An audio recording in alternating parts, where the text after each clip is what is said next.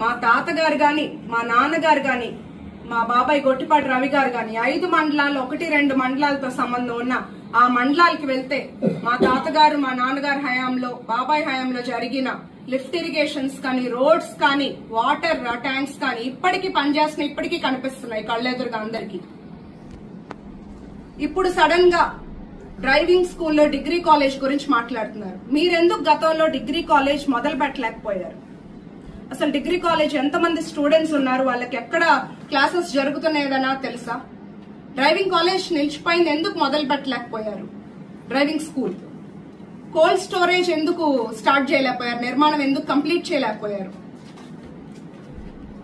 గొట్టిపాటి కుటుంబానికి ఒక చరిత్ర ఉంది, 45 ఏళ్ల రాజకీయ చరిత్ర.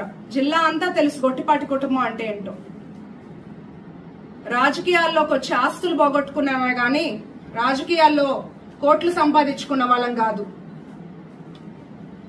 ఇంకొక నెల ముందు నేను వచ్చుంటే మీరు ఇవన్నీ మాట్లాడే అవకాశం కూడా ఉండేది కాదేమో.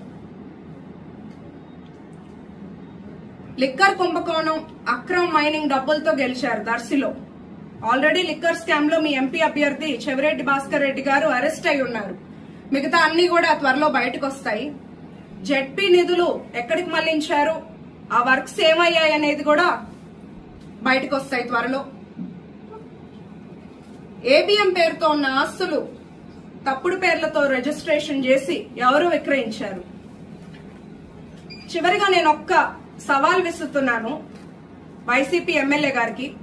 నేను ఒక ఫేక్ ఫోటో పెట్టి సీఎం గారు వచ్చిన ప్రోగ్రాం కోసం పక్కన ఉన్న ఎవరో ఇల్లు పడగొట్టాము అని అన్నారు కదా.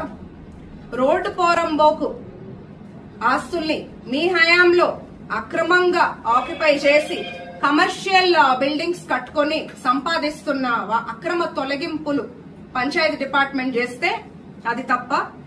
గవర్నమెంట్ ఆస్తులు ఆక్రమించుకోవాలా? ఇది కనుక మీరు నిరూపిస్తే నేను దర్శి నియోజకవర్గంలో అడుగు పెట్టను. నిరూపించలేకపోతే మీరు మీ ఎమ్మెల్యే పదవికి రాజీనామా చేస్తారా?